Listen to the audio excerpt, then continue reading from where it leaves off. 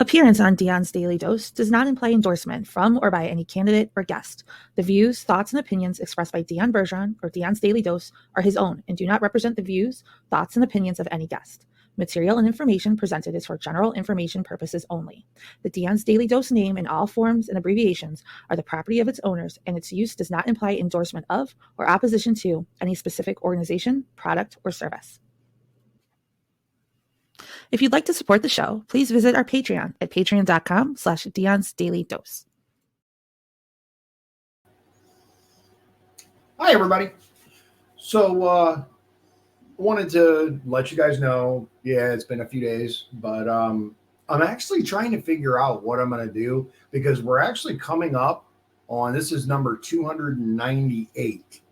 We're coming up on the 300th episode that will be uploaded to like streaming platforms like Spotify, audio podcast stuff. I'm way more than 300, but that's basically some of them in my early days. There's no point, like they were very campaign specific. So we're trying to figure out, but Friday, right? Friday is going to be our 300th episode because I'm going to put something out tomorrow. So we're going to do something a little different, a little interesting, something. We haven't decided what yet exactly, but in case you guys wonder, the whole like reason I'm looking off screen is because there's Shawn. Hello. So tonight I wanted to do something a little different since we're coming up on number 300. What do you know about the Weimar Republic? The only thing that I really remember or hearing about is that inflation was out of control. Yeah, it was. I remember that from school, right? I remember hearing about, and okay, so let's start with what is the Weimar Republic? It is a term given to Germany after World War I, but before World War II. Before the rise of power of it's like NSDAP, the National Socialist Workers Party, whatever the actual designation, now known by the N word, NAZI. Oh my God. But the initial, basically the place where they came from was a terrifying place. The Weimar Republic. So we're gonna dive in real soon here, but there's a lot of things that people just genuinely don't understand about the rise to power of the German chancellor, right? The failed Austrian painter is what they like to call him. One of the things that I think is really, really important to remember is what that country looked like when he came to power, or I should say, predating his rise to power. What kind of country was it? Like, what were the people doing? Why was inflation so rampant? I found an excellent thread by someone that I follow on Twitter who really laid it out and really talks about all of the wild stuff, because there was some crazy stuff happening in Germany. All of the wild stuff that was happening, and we're gonna dig into it. But I was just curious what you knew about it, because I remember they focused a lot, at least when I went to school and we learned history, particularly German history, pre-World War II. They focused a lot on the inflation. They said it was rampant and out of control. I guess it took like wheelbarrows full of money to buy like a loaf of bread. It was actually more cost effective to burn the money for heat than to buy like wood or coal or things, because that's how crazy it was, out of control. But let's dig in, and you'll get to see exactly how wild this is. Now, the guy's name Noble. I don't know him personally. But his @ is @Noble _X _X _. So in case you guys want to see it. All right. So we're often told Western societies are experiencing conditions reminiscent of the German Weimar Republic. I've heard that. I've heard that, it's looking a lot like Weimar around here. I was like, what does that mean? Right? But what exactly was the Weimar Republic? I'd like to explain the Republic and its incredible levels of debauchery, meaninglessness, sex, drugs, and the jailer. The decay of moral values in all areas of life, the period of deepest German degradation, coincided exactly with the height of German Jewish power in Germany. Okay, I don't know, but first, a disclaimer. The accompanying video, which is we're not gonna watch, but they talk about the video a lot. The accompanying video is from a progressive documentary. It's biased against National Socialist. That's what it was. It's biased against the National Socialists and views everything in a sex positive light.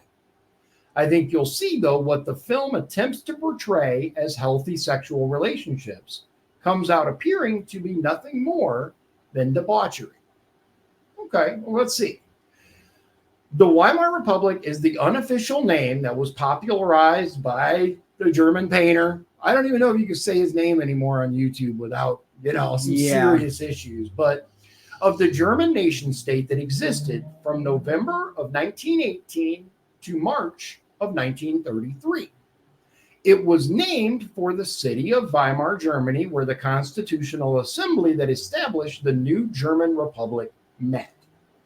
The actual official name of the republic was the German Reich. The Weimar Republic was established after Germany's loss in World War I. Germany was forced under the Treaty of Versailles to accept, quote, full responsibility for the war and pay the debts of all the Allied countries. Being forced to pay these massive debts devastated the German economy and skyrocketed inflation, unemployment, and suicide within Germany. At one point, 40% of Germans were unemployed and many were homeless. Can you imagine that? 40% unemployment? Wow. That means almost half of your neighbors would be unemployed. You got a basically, 1 in 2 almost chance of being unemployed yourself. That's insanely high. In 1932, the German suicide rate was more than 3 times that of Great Britain. And in 1 2-year period, Germany had more suicides than there had been deaths of American soldiers in all of World War I. Wow. Like, really let that sink in. That's crazy, man. That's a lot of people. That's a lot of people. The German currency became the most worthless currency in Europe.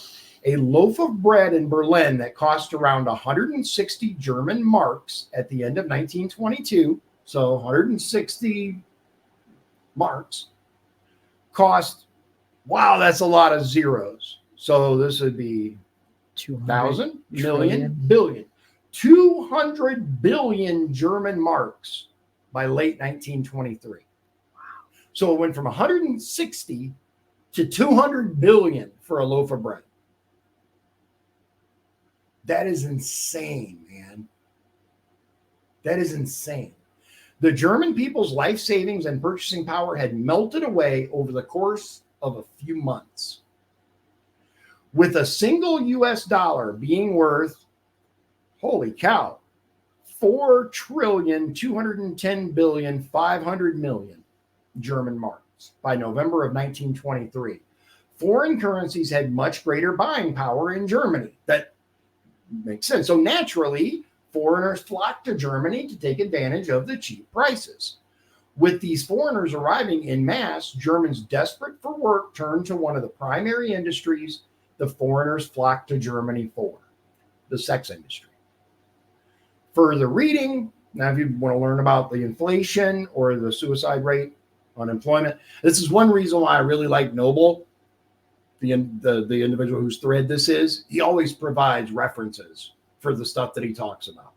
It's really, really handy Just saying. Sex and drugs. Amidst the dire economic conditions, Germans flocked to urban hubs in pursuit of job opportunities, and one of the most popular job sectors happened to be one of humanity's oldest industries, the sex industry. Prostitution in Berlin wasn't explicitly legal, but existed in a kind of legal gray area where certain aspects of the sex trade were regulated while others remained unregulated. Regardless, enforcement of any laws restricting prostitution was lax to non-existent. Check this out. On any given night, up to 100,000 prostitutes would line the streets of Berlin. Every type of prostitute was available. Midgets, pregnant prostitutes who lined up on the street according to how pregnant they were, prostitutes that purposefully tried to be ugly, prostitutes with acid-scarred faces, missing limbs, mother and daughter pairs, dominatrixes, even hunchback prostitutes. Interracial, intergenerational, forced, or abusive sex acts were all available for the right price. There was also a large, I'm gonna stop there for just a moment. You know what that reminds me of?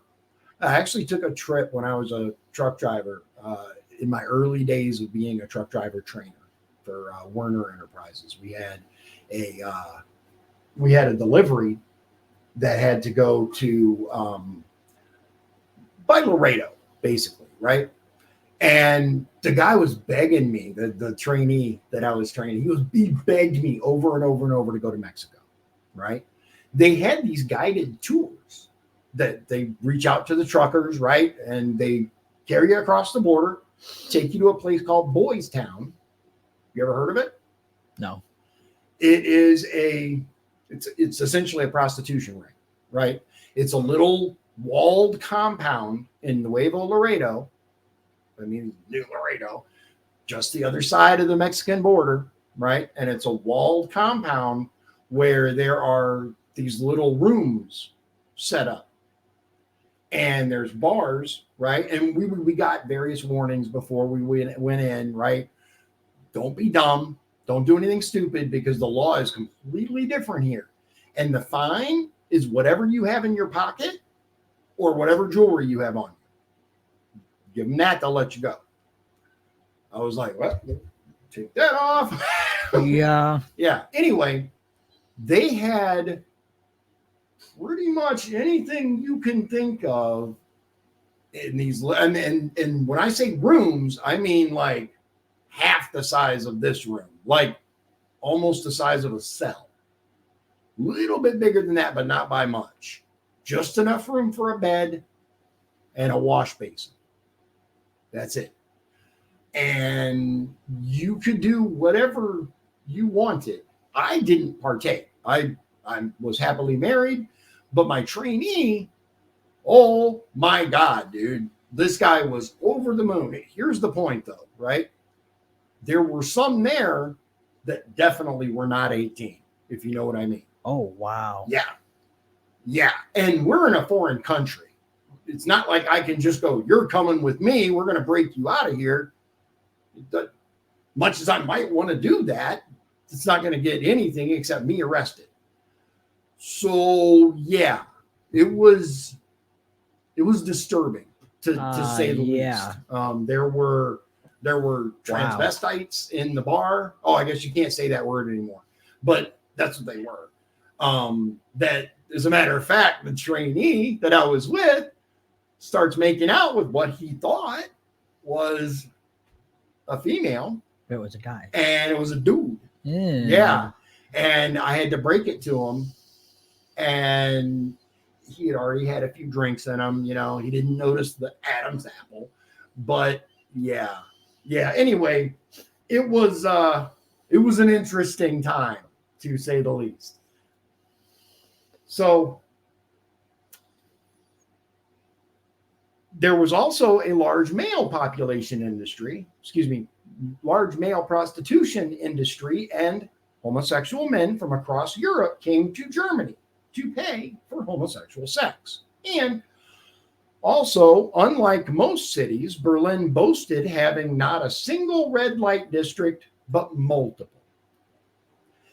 child prostitutes were bought and sold in Weimar, Berlin in a booming industry. Advertisements for child prostitutes were even placed in German magazines and newspapers. Wow. A person could order a child or other type of prostitute over the phone and have them a few short minutes later. How messed up is that, dude? That is British historian Sir Arthur Bryant describes throngs of child prostitutes outside the doors of the Great Berlin hotels and restaurants. Bryant adds most of them, the nightclubs and vice resorts, were owned and managed by Jews. I was wondering where that would come in because it said at the beginning, I'm like, And it was the Jews among the promoters of this trade who were remembered in after years. There were homosexual, lesbian, and even transsexual clubs where occasionally public masturbation and orgies took place. So I'm going to stop real quick here because there's this thing going around, right? That I saw it. Where did I cannot remember where I saw it, but it's on like a mainstream magazine, and they're trying to say that straight guys, right? It's perfectly okay for straight guys. I saw that. Did you see that? To like group masturbate or so, I'm like, no. Yeah, I saw that. No. That's not straight. I don't remember where I saw that. It was like it was like New York Times or Wall Street, something like that. It might have been in the New Yorker. Rags. Maybe it was New Yorker. It actually is probably what it was. But yeah, like it was just, oh yeah, that happens all the time. Nah, bruh. Nah, No, not this little white boy. No. Negative. These homosexual bars weren't isolated or rare one-off outliers either. There were over 50 lesbian bars in Berlin alone and around 100 homosexual bars total. Drag shows and cross-dressing were commonplace in these bars. In some of the lesbian clubs, lesbian women were even arrested for being too sexually perverse on stage from time to time. With all this stuff going on, I cannot imagine how perverted that had to be. For the other stuff. Sexual acts involving torture or acts bringing a victim close to death, or even in some instances to death, were performed in Weimar, Germany, called Lustmord. Lustmord? Not sure how you say it. As often happens when violent sexual perversions arise, so too do serial killers playing out their fetishes in reality. I refuse to name serial killers in my writings because I think it glorifies them, but you can look them up yourself. German newspapers devoted entire sections to the violent sexual crimes of these serial killers, and fictional accounts of murders sold very well on German bookstands. Serial killers had a romanticized lore around them, similar to what we see in Western society today. That's true. You notice these serial killers end up with like groupies, and it's the weirdest thing, man. Charles Manson. Right? Like I would argue he had way more power after getting arrested. He's got like all these people that will do anything he says. It's mind blowing. Jeffrey Dahmer. That's another one. Yeah. Did you see Yeah. Alongside prostitution and homosexual clubs, porn also enjoyed a golden age during the Weimar Republic. Like prostitution, porn existed in a kind of legal gray area where any regulation around it was lax to non-existent. Images could be purchased under the counter at most street media kiosks. According to one report, there were as many as 30 homosexual publications on any given Berlin media kiosk. That's a lot, dude. Above all, go ahead. And this was the 1930s? 1920s. Yeah, 1920. Yeah. Wow. Yeah.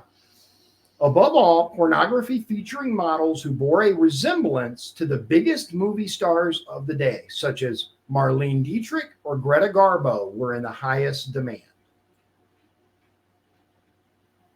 almost like the deep fakes now, the AI deep fakes, right? True. Interesting. Fashion began to blur the lines between masculine and feminine. The female image began to experiment with a more strong-willed, independent tone, and some women began to dress in masculine clothing. Similarly, male fashion began to experiment with feminization, and cross-dressing amongst men began to rise. That sounds familiar, doesn't it? It does. Berlin's women began to question the need for a man in their lives at all, and many Berlin women had no desire to start or raise a family.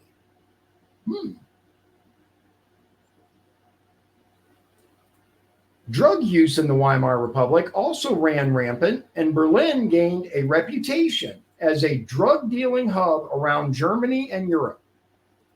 Cocaine was the most popular drug in the Weimar Republic and only required a simple prescription from a doctor. Wow. It's a different time. Yeah. Remember, Coca-Cola used to have cocaine in it. That's why it was called Coca-Cola.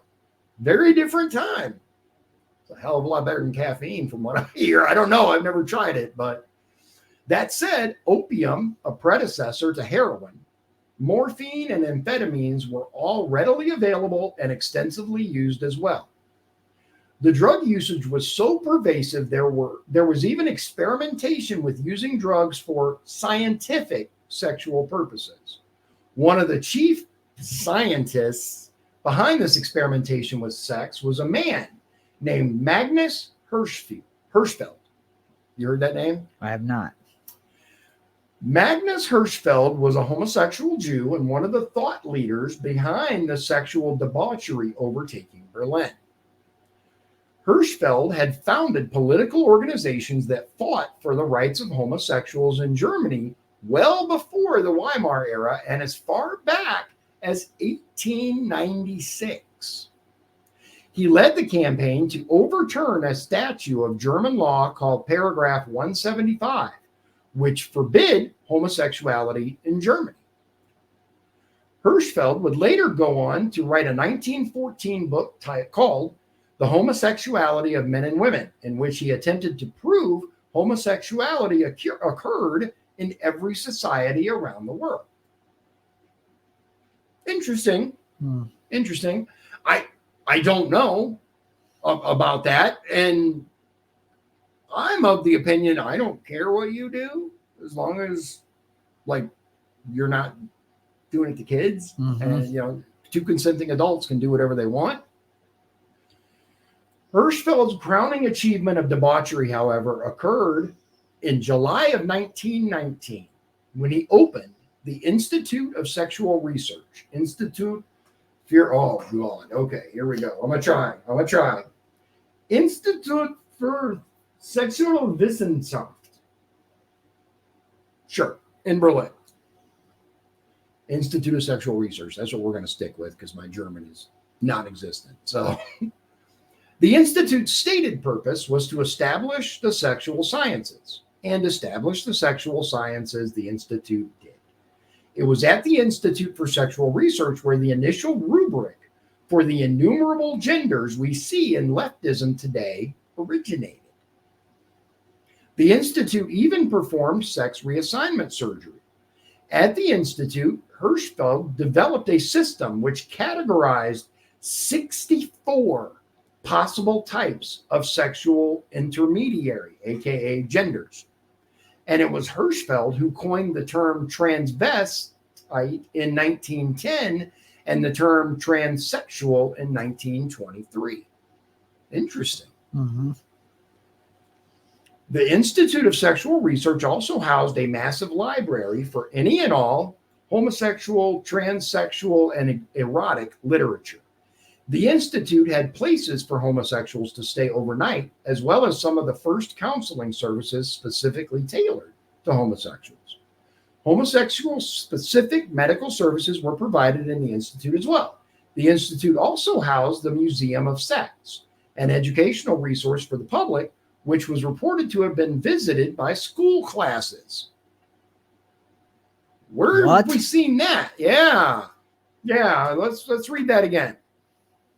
The Institute also housed the Museum of Sex, an educational resource for the public, which was reported to have been visited by school classes. That's insane.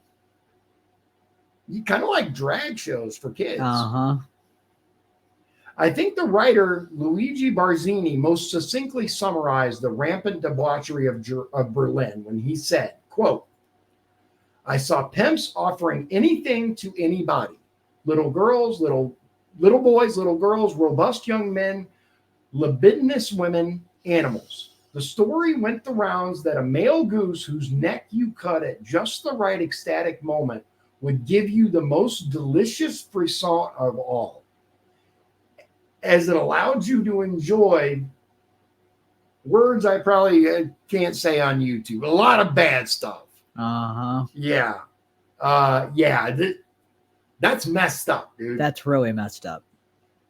A debaucherous infestation had overtaken Berlin, and nowhere was that more evident than in the arts. And then in-depth look at Berlin's sexual perversity. Sexual perversity with cited sources, various links. Art, music, and film. Art, music, and film in Berlin were overtaken by the sexual revolution and a move toward a Jewish-influenced anti-authoritarianism. The Berlin film industry started releasing risque films and homosexual films. The world's first known homosexual film, Anders als die Anderen. Again, my German's non-existent. 1919. Wow, dude. Came out in Berlin during the Weimar era and is the story of a man falling in love with one of his male violin students. This film was written by and featured none other than Magnus Hirschfeld himself. Another film called Mädchen in Uniform, 1931, is about a schoolgirl who falls in love with her female teacher. The two commence a forbidden love and eventually even share an on-screen lesbian kiss on the mouth. The film ends when this lesbian love is exposed and the protagonist attempts suicide. German expressionist cinema also came to prominence in the Weimar Republic. This form of cinema emphasized depicting the artist's inner emotions, no matter how crude those emotions may be, rather than attempting to replicate reality. Two of the three key figures for the German expressionist movement were Fritz Lang and Robert Wiene, W-I-E-N-E. Wien. The expressionist film Metropolis was one of the biggest films of the Weimar era.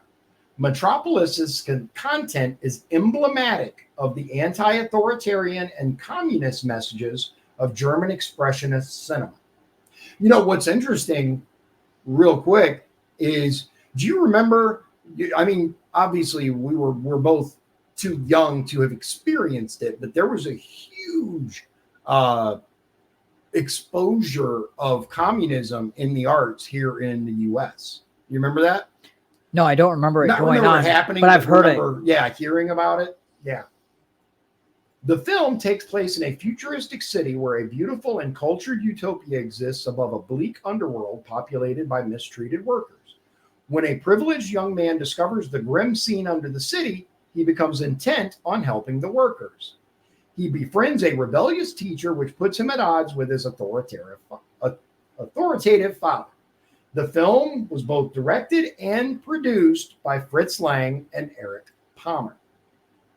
The credits of the films of the Berlin movie industry were also littered with Jews. In fact, in 1931, over 60% of German films were produced by Jews, and 82% of film scripts were written by Jews. That's interesting. That's a huge percentage. Mm-hmm.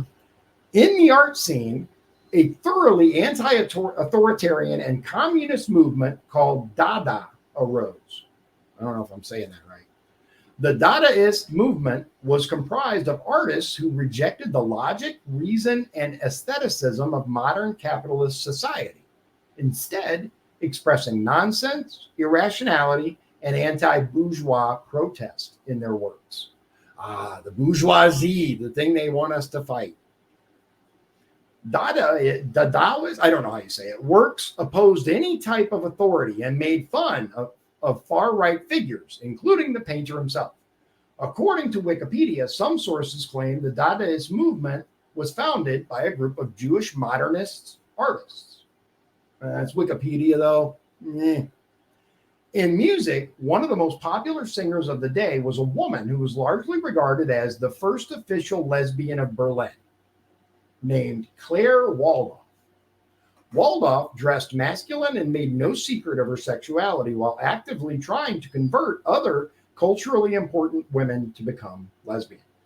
One culturally important woman Waldorf succeeded in converting to bisexuality was one of the biggest movie stars in the world, Marlene Dietrich.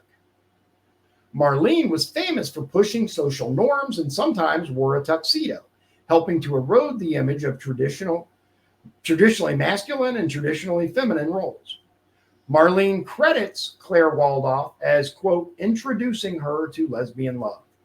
Marlene Dietrich was openly bisexual and an icon for homosexual women around the world when no other homosexual icons existed. I could see that. One newspaper dubbed Dietrich, quote, perhaps the busiest and most passionate bisexual in theatrical Berlin. Anita Berber was one of the most popular nude dancers of the Weimar Republic and danced to songs with titles like Suicide, Morphium, and Madhouse. Those just sound like horrible songs, I'm just going to say. One of her husbands was also openly homosexual. How does that work? That's a good question. In one famous story about Anita, she was being ignored by one of the tables she was dancing for. So she went over to the table, stood on top of it, and started peeing on the table while drinking their champagne. What a gal. Alrighty then. Oh my, that's okay. All right. There's some more further reading. Architecture. Now, this is really interesting. One aesthetic element I think tends to be overlooked in most writings on social decay is architecture. It should come as no surprise that the principal architecture movement of the Weimar Republic, called Expressionist architecture, also took a turn from an aesthetic focused on beauty and perfection toward an aesthetic that focused on, quote, distortion of form to create an emotional effect. This is art/architecture that's generally perceived as hideous or repulsive. I'd also argue there's a larger psychological component to this expressionist architecture art. This hideous art and architecture contributes to social decay by glorifying the more disgusting elements of society and humanity. It subconsciously undermines the idea that society should strive for perfection and instead is a call to accept society's more heinous elements. This repulsive architecture is, in my view, anti-authoritarian and destructive to social norms. I will say this, like, look at, for example, some of our most famous buildings that were built many, many years ago, the founding of our country even, right? The White House, beautiful building. The Capitol building, gorgeous. Lincoln Memorial. All these things are absolutely beautiful, right? New stuff is absolutely hideous. It is horrible. Like, at least in my opinion. I don't know what you think. Yeah. The whole steel and glass concrete thing just doesn't work for me. I wonder, like, when did that change? Here, and I'm talking about like here in America, because I'm not sure. All I know is we went like from gorgeous historical buildings to the trash that they call modern nowadays. Yeah, I don't know. I'm not sure. Two of the key architects of the Expressionist movement were Bruno Taut and Erich Mendelsohn. I've included some examples of German Expressionist architecture below, as well as examples of an aesthetically similar type of architecture called Bauhaus that was created in Germany during the Weimar period. All right. Okay, so here's Expressionist. Oh, that's just the definition.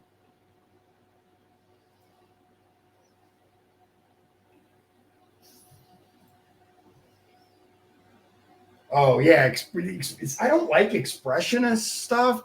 That's like the it looks like it was finger painting by a kid type of stuff. Okay, that. You know what I'm talking about? Yeah. So here are some examples.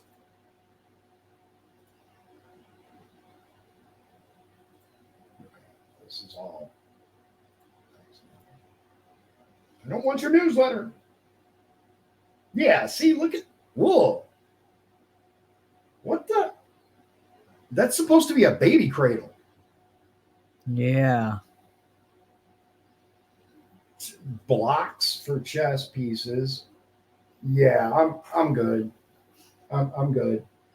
One of the key factors in Hitler's, I said his name, in his rise to power was his opposition of the Jewish influence inside Berlin. A lot has been made of that. We're well aware of that. As such, this article would be incomplete without looking at the Jewish influence that existed inside Berlin, or possibly more importantly, the German public's perception of the Jewish influence inside Berlin. Here are some of the figures I think best illustrate the Jewish overrepresentation in the Weimar Republic. All these figures should be viewed in consideration of this fact. Jews made up less than 1%, 0.09% actually, of the German population in the years of the Weimar Republic. That's not much. 1% is less than 1%. In my opinion, these figures are staggering primarily because of the Jews' immense overrepresentation in major positions of power within German society. Politics.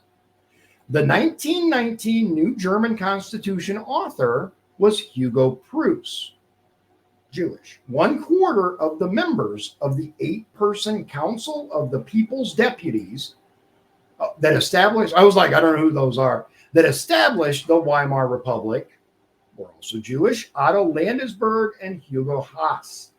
Remember him from earlier. The main competing faction against the official Weimar government was headed up by Kurt Eisner, also Jewish. The SPD, Social Democratic Party of Germany. We've heard that term before. Oh, it's not socialism, it's democratic socialism. Mm-hmm. Was the political party that ran the Weimar Republic. Oh, that's why it sounds so familiar. The SPD's main political theorist was Jewish, Eduard Bernstein. 2 of the political thinkers most respected by the SPD were Ferdinand Lassalle, Leopold Sonnemann. SPD's foremost theoretician of this century, Rudolf Hilferding. SPD key figure, industrialist, and political thinker, Walther Rathenau, was Jewish. Vice president of the Berlin police, Bernhard Weiss, Jewish. In the first Weimar administration, Vice Chancellor Eugen Schiffer was Jewish, as was Weimar Interior Minister Erich Koch. K-O-C-H. Is that Koch or Koch? Do you know? I don't. always say it Koch just in case. I think it's Koch. Koch Wesser. 15% of Reichstag, which is German parliament, was Jewish. 22% of the Social Democratic Party was Jewish. For 1% of the population, dude. A large number of the members of the political elite of the Weimar Republic were Jewish. Rosa Luxemburg, Paul Levy, Ernst Toller, Erich Mühsam, Gustav Landauer, Eugene Levine, and Karl Radek. That's interesting. Interesting. Doesn't mean anything in and of itself, but it is an interesting statistic. The press. The 2 major press companies involved in producing newspaper and magazines were Jewish owned. That's like it's almost like a representation here kind of a thing. Like there's a lot. Specific, I'm just going to say his name, Soros owns a hell of a lot of newspapers. And did they ever like approve his deal for the radio stations? Not yet. He's trying to buy up even more radio stations. He is. owns a bunch already, but he's trying to buy up more. Moss and Olstein was the biggest liberal publisher of newspapers and magazines, while Cherie was the biggest conservative publisher of magazines and newspapers. Both publications were owned by Leopold Olstein during the Weimar era. Jewish. Two of the chief editors of some of the largest Weimar newspapers were Jewish, Theodor Wolff and George Bernhard. One of the biggest newspaper publishers was also Jewish, Rudolf Moss. Moss, I don't know. The Arts. Erich Palmer was a German-born film producer and executive. According to Wikipedia, Palmer was perhaps the most powerful person in the German and European film industries in the 1920s and early 1930s. In 1931, over 60% of German films were produced by Jews, and 82% of the film scripts were written by Jewish writers. As mentioned earlier, two of the three key figures for the largest film movement of the Weimar era, the German Expressionist movement, were Jewish Fritz Lang and Robert Wien. The key architects of the Expressionist architecture movement were Bruno Taut and Erich Mendelsohn. Some of the main producers, directors, and actors, etc., etc.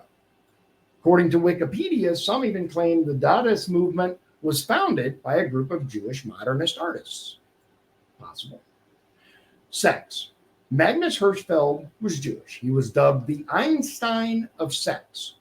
He was president of the World League of Sexual Reform and, of course, founder of the Institute for Sexual Research. That's that guy. Ivan Bloch was Jewish and is often called the first sexologist. As quoted by Sir Arthur Bryant earlier, quote, most of the nightclubs and vice resorts were owned and managed by Jews. And it was the Jews among the promoters of this trade who were remembered in after years. Other notable Jewish overrepresentations. Please note, these next 5 bullet points are not official numbers and are from a propaganda piece that was distributed in Weimar, Germany. I'm including them because although I can't be completely sure of their accuracy, I think they most likely do generally represent the amalgamations of Jewish power in Weimar society. And at the very least, these numbers represent the German public's perception of Jewish amalgamations of power in Weimar society. That I could see. 56% of notaries, 52% of doctors, 45% of hospital directors, 48% of lawyers, 35% of dentists For Jews. for 1% of the population. That's a lot. That is a lot. That's like a staggering amount if you think about it. The arts is one thing, right? I mean, generally your more left-leaning people tend to get into the arts anyway. But such a huge representation from such a tiny population number. The Weimar Republic was often referred to as the Juden Republic, Jews' Republic, by Germans. I think it's easy to see why. One last note on the Jews of the Weimar Republic. I included a link with more detail below, but many Weimar Jews actively tried to conceal their Jewish identity and even went so far as bragging to other Jews when Gentiles were unable to identify them. This is one of the reasons that, to this day, it's somewhat difficult to identify who the Jews of the Weimar Republic were. What this means is that although the identity of every Jew I list above is verified, there are undoubtedly other prominent or non-prominent Jews I was unable to identify. The list provided above should not be viewed as wholly representative of the Jewish influence within Weimar Germany. But even just considering the list above, you can see the influence was substantial for a race of people comprising less than 1% of the total German population. And that's the point that I've made. For such a tiny percentage of the population, they wield a great deal of power in Weimar Germany. This Jewish overrepresentation is even more substantial when you consider that many of these Jewish amalgamations of overrepresentation occurred within many of Germany's most important social institutions. Here's further reading and sources if you guys care. Enter the National Socialists. After his rise to power in 1933, Goebbels and the Brown Shirts began shutting down the homosexual and lesbian dive bars that had risen to prominence during the Weimar Republic. They made one of the most popular homosexual bars in Berlin their headquarters after shutting it down. Wow. Right? I did not know that. Uh-uh. They pillaged Magnus Hirschfeld's Institute for Sexual Research, and Hirschfeld's books on transsexual ideology were some of the first books the National Socialists burned. From Wikipedia itself, the books the National Socialists burned were writings on sexuality and sexual education, which served the egocentric pleasure of the individual and thus destroy the principles of race and Volk, Magnus Hirschfeld. Pornography and explicit literature. Pacifist literature. Interesting. Popular entertainment literature that depicts life and life's goals in a superficial, unrealistic, and sickly sweet manner, based on a bourgeoisie or upper class view of life. The works of traitors, immigrants, and authors from foreign countries who believe they can attack and denigrate the new Germany. H.G. Wells, Romain Rolland. The literature of Marxism, communism, and Bolshevism. Literature with liberal democratic tendencies and attitudes, and writings supporting the Weimar Republic. Walter Rathenau, Heinrich Mann, Thomas Mann. Books that advocate art which is decadent, bloodless, or purely constructivist. Examples include George Grosz, Otto Dix, Bauhaus, Felix Mendelssohn. The decadent, destructive, and Volk-damaging writings of Asphalt and Civilization literati.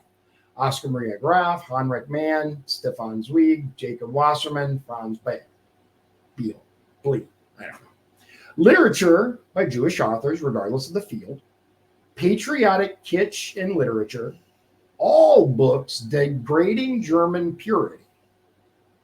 All historical writings whose purpose is to denigrate the origin, the spirit, and the culture of the German Volk, or to dissolve the racial and structural order of the Volk, or that denies the force and importance of leading historical figures in favor of egalitarianism and the masses, and which seeks to drag them through the mud. Ergo, Emil Ludwig. Very quickly after Mustache Man's rise to power in 1933, the chief purveyors of the degeneracy that had overtaken Berlin would leave the city, and National Socialist Germany would rise from its ashes. The rest, as they say, is history. This is the film that they talked about. We're not gonna. Yeah, it's this here says an awful lot of people don't know any of this history. I had no idea about any of this. Only that the that's what it is, NSDAP, National Socialist something, arrived out of the blue, and that the Austrian painter was a very, very bad man. In history, context is everything. Nice work, brother. Bookmark, certainly be spreading. And again, this is just one example of the tons and tons of stuff that Noble has posted that are like fascinating threads. And he does such a good, she, I don't even know which, but they do such a phenomenal job with providing like sauce, you know, with the links that you can go and read the stuff yourself and see that what he's talking about. There's not, like, I'm going to say this, man, is we are looking at some really concerning parallels. Like really concerning parallels.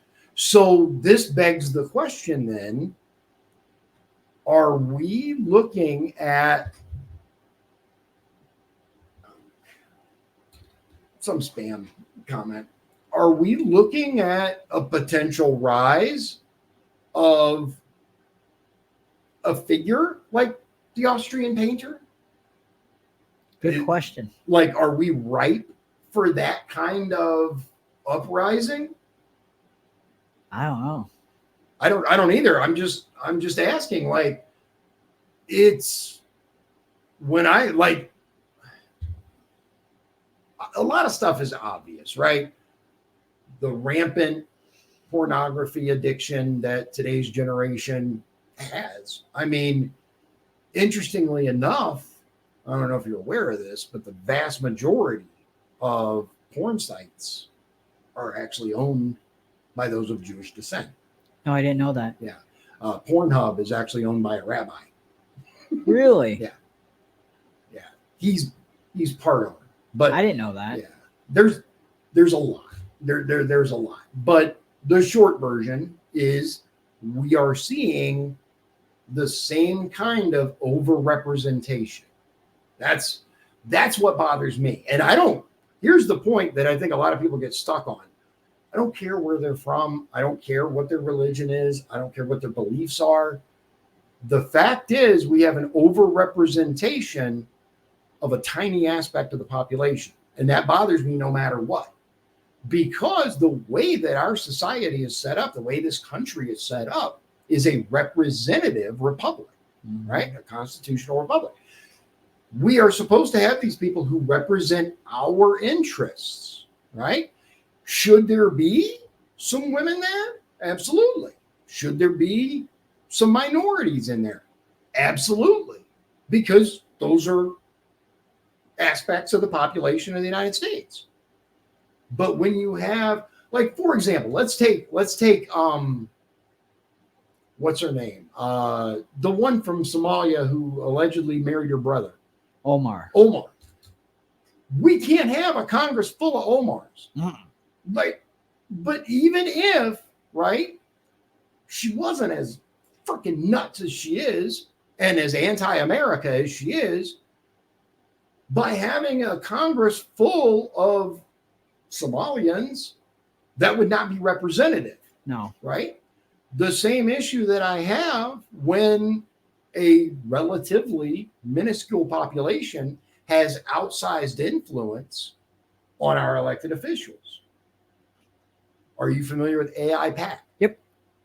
That did you know that it was actually a guy from Gary who had introduced into the congressional record about AI PAC and how they were basically funding his opponents because he wouldn't sign their pledge? Oh. Yeah. I wish I could remember his name. Savage, I think. Like Gus Savage, I think is his name. It took me some looking. You guys feel free. I'm going to see if I can bring it up real quick. I got it saved, but he had a speech that he said on the floor of the U.S. Congress and talked about how AI PAC doesn't register as a foreign entity, that they have outsized influence on politicians. Let's see if I can find it real quick.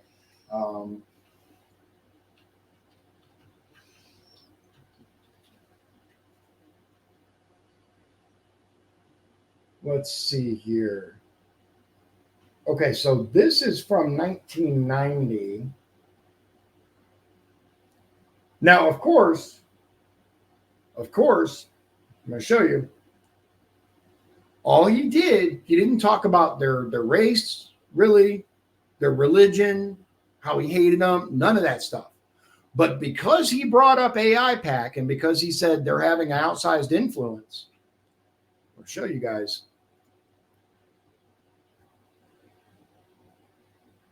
Gus Savage, D. Illinois, accused of making anti-Semitic remarks. Every time, regardless of if it's, necessary criticism or what's the word I'm looking for? Valid criticism or not, for reelect called a pro-Israel lobby group Wednesday, quote, illegally affiliated and un-American. In a speech to the House, Savage boasted of his March 20th primary victory in his overwhelmingly Democratic South Side Chicago district. Sorry, Chicago, not South Side Chicago, not Gary. 10-year veteran congressman recently criticized but not punished by the House Ethics Committee for alleged misconduct with a female Peace Corps worker in Africa. Savage said he won renomination despite efforts to beat him by the news media and the American Israel Public Affairs Committee, an American pro-Israel lobby, also known as AIPAC. Yep. Did you hear what Massey said? He went on Tucker Carlson. Did you see his? I did not. You didn't see his interview? He said he's the only one out of his congressional buddies who doesn't take money from AIPAC. It was shortly after that his wife died. I'm certain the two are unrelated. But I did find it interesting that I sent you the message that someone had replied to Massey with. The Twitter. That was. It was in very poor taste if it was not meant as a threat. If it was simply, it was basically a guy talking about how I hope you'll change your mind about, the things that you've said, and basically choose to take money from AIPAC moving forward. I mean, kind of, but that you've been very critical of Jewish people, and moving forward, I hope that you basically change your tune. This was like right after his wife, which we never found out how she died. They still haven't told us, have they? They have not, that I know of. Anyway, look up Gus. Look up Gus Savage from Illinois, Democrat, and it says here, Mr. Speaker, I have just won re-election in a primary last week against the network of television and daily newspaper reporters and the Israel American Public Affairs Committee, an illegally affiliated political action committee, and as a consequence have been denounced by those, some in this body, who would be intimidated by this group that pledged loyalty to a foreign government above its loyalty to America, Savage said. And that, therein lies the problem. If the top nation in your mind that you're swearing allegiance to isn't the United States of America, you shouldn't be in Congress. You should not represent me because my allegiance is to the USA. Mm-hmm.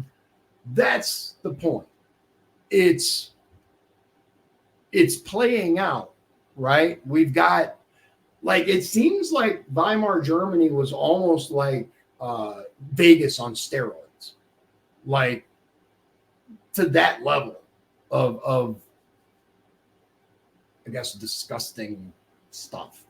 It makes Boys Town look like a Catholic school, man. I mean, and that's saying something, because yikes. Mm-hmm.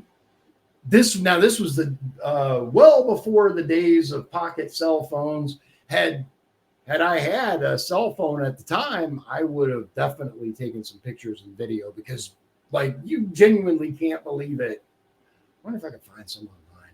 Probably find some pictures, but I don't even know if the place exists anymore. It was many years ago. I don't know, but that's the kind of thing that concerns me about the movement in today's society. It isn't. I don't care what you do in your bedroom at all. Like, couldn't care less if I wanted to. I don't, whatever.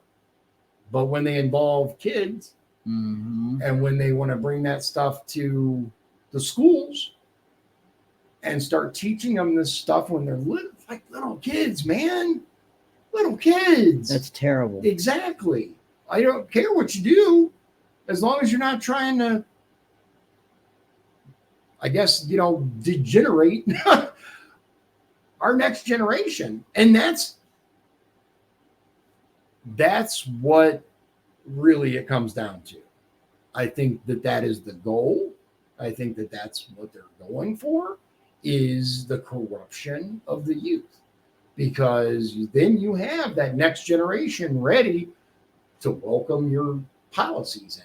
To look at how people are wound up and up in arms about Roe v. Wade, right?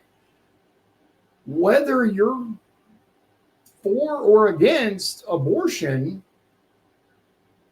people like, and I mean like dudes, I'm talking about dudes, they get like crazy on this stuff as far as like, yeah, what right do you have a woman to tell a woman what she can do with her body?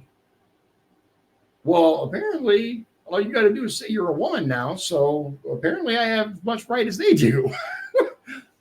But in a real world, right, it takes two to make a baby. Mm-hmm. And if you're going to be able to cut that father out of the life of a child by having an abortion, then the father should have some say so in that. I mean, the father is the father of the child. But here's the thing: abortion is a complicated issue. I don't pretend that it's an easy to solve conundrum. I don't pretend that I understand all aspects of it. But when I was 17, my girlfriend at the time went and got an abortion. She got pregnant. And she didn't tell me about it until after it was over with. So I can empathize with fathers who've experienced that. And I will say that I never wish that on anybody else. It's absolutely horrific. Absolutely horrific. If you can demand child support, did you see about the case where the woman had tricked the guy or like collected his DNA, his sperm or something, and had the child without the man's consent, and then he had to pay child support? Wow. No, I haven't. Yeah. Look it up. It's like it's wild how far this stuff has gone. But slightly off topic, just a little. But bringing it back, it looks like so many parallels between Weimar Germany and today. We've got rampant inflation. Now, granted, it doesn't take billions of dollars to buy a loaf of bread. Not yet. Not yet. But we can see inflation is steady cranking up.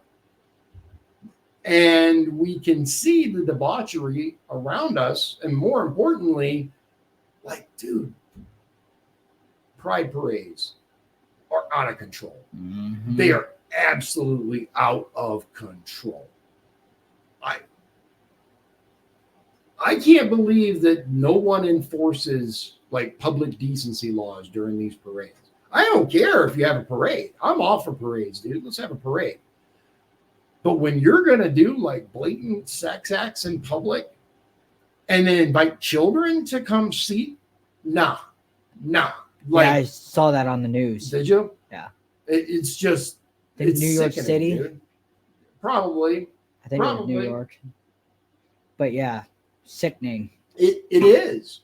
It is. But I did find it interesting, the sheer number of parallels and what we're looking at moving forward. Maybe the left isn't completely wrong when they compare Donald Trump to failed Austrian painter insofar as his popularity and his desire to not subject our kids to that kind of stuff. Let me ask you a question, and then we'll kind of finish. So we found out that the NSDAP burned the kind of materials that they did, right? Mostly what I'd call subversive or at least sexually deviant for the time materials. What do you think about that? Do you think burning any books is bad and like no censorship at all? People should be able to say whatever they want? Or do you think that like, did they go too far? Did they go not far enough? What do you think? That's a hard question. It is. It absolutely is, because I'm generally in favor of 100% free speech. Say whatever you want, but look at what they're doing with our kids, man. That's the problem. Yeah. Look at what they're doing with our kids. So before I would have said, oh no, absolutely not. You shouldn't, you shouldn't do this. You shouldn't do that. You shouldn't, you should allow people to say whatever they want or print whatever they want. But I don't know, man. I don't know. I will say this. I was always just told that they burn books. It was never told to me what kind of books. Uh-huh. It's interesting they left that out, isn't it? Yeah, it is. It's just something to think about, right? Something to think about. All right. So tomorrow I'm going to have a video for you. I don't know which one yet, but we'll have a video for you tomorrow. And then Friday, 7 p.m. will be episode number 300 that's getting uploaded to it's a 300 something. Okay. It's number 300 of a thing.